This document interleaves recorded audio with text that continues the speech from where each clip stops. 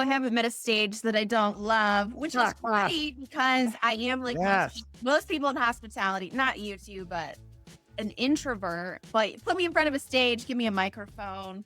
Sadly, hospitality is often lagging behind. I will tell you that Kyoko has someone on her team who's been at the property for 50 years and is still raising her hand. I know, 50 years, raising her hand saying, tell me more. I didn't know I could do this. So you are never too late. You're never too late to learn new things.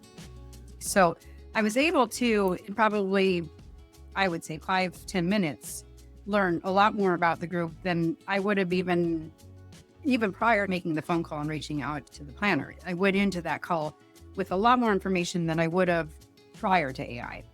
The internal hotel sales side of things is there's, from the top down, there's a lot more pressure to say what reports. You have all the data, run it through chat, come up with new reports, come up with ways to grow whatever industry you're seeing the most of the last few years. It's common.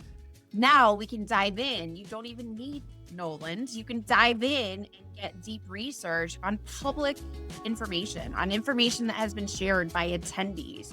I remember back in the day when people were like, social media, it's just a fad in hospitality. Like, it's just a fad. AI, fad or here to stay?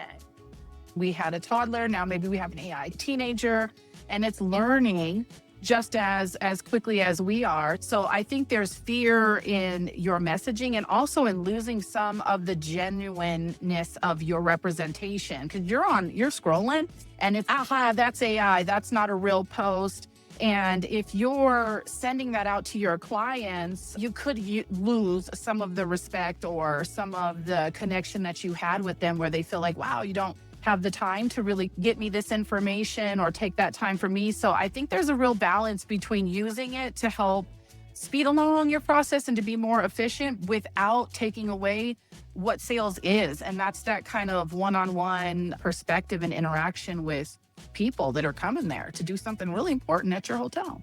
Obviously, if it's SOC 2 compliant, like things on the back end that ensure compliance, because we work in an industry where we live and die by the STAR report. So I do think more and more people are putting those safeguards in place.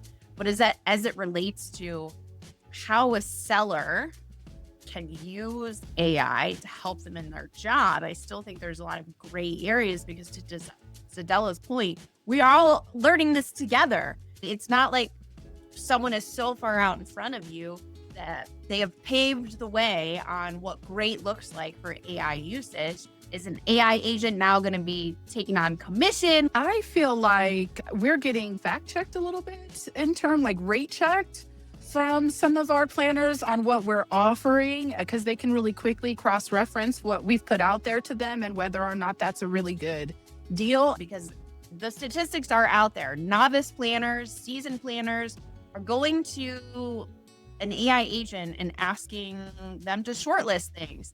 And many hotels are not even showing up on that shortlist because of things that they're missing. They're using AI to say, give me the top 3 locations in this geographic area.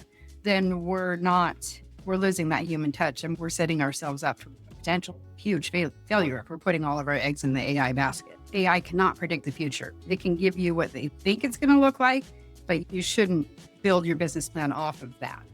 Rarely there is anyone talking to anybody anymore. It's gotten really transactional. And I think AI is going to help bridge that gap, maybe take some of the busyness out of it so that you guys do have the ability to spend that more one-on-one time with prospects, guests. Don't spend time on this RFP because historically it only closes at 1%. That is not a good place to spend your time. Go find new business. We're not looking at our CRM. We're not calling on all the turn downs, all of that. Break away from that. And you can do it in AI. So easy. A plan, 200 accounts. What are all the names? What's the contact information? So I do see it shifting to where sellers are going to be asked to create their own pipeline. In fact, that's one of the byproducts about AI. If you look at when we did early research on that, one of the outcomes was to eliminate intermediaries. And we all know what intermediaries are, right? So that's an exciting development that every hotel should really lean into, which actually we're going to share a little bit about that as well. It's literally taking my vibe and it's making my vibe a part of that sales process when I'm asking it. I would start with picking my top 5 accounts. I would put them one by one individually into AI, into chat, and say, give me 5 more corporate companies in XYZ states that are in the same width. And then next, they pull them up. I'd say, who plans events for there? What type of events do these companies have annually? Do they have summits? And it is fun. It's exciting. Almost like I'm a detective using AI. It's a great use case for AI, especially when you don't know where to start. You just start with the known. I have this top account. Help me find a few others like that. Be very specific about the questions you're asking, because it's one thing to get a blitz map. It's another thing to ask AI and which of these buildings have occupancy levels. If I'm going to spend time going out there, do I want to go to the one that is currently occupied at 80% or 18%? And so when you're using AI to help and you're going into an 80% occupancy building and then they're getting that confirmation, they're using AI and they're calling on an account that actually does have training in the area, it really helps to build that confidence within your team as well to continue to feel driven to find the business. I think that AI is the money penny to your James Bond. Like you are Article 7, wrong person. You are still out there. You're the person, you're doing the work, but you've got something right behind you supporting your efforts, helping with information, helping with direction. The sales cycle is now starting way before the inquiry or the RFP drops. People are building trust, not bricks and mortar. That's the huge change right now. AI is literally telling us as humans, be more human, build trust signals, and that's not bricks and mortar. It's us. That's exciting. People are posting because everybody's look at me. That is great signals for all of you sellers. And that's just by a keyword search on LinkedIn. That is fun for me to go after versus being like, I guess I have to call 10 people.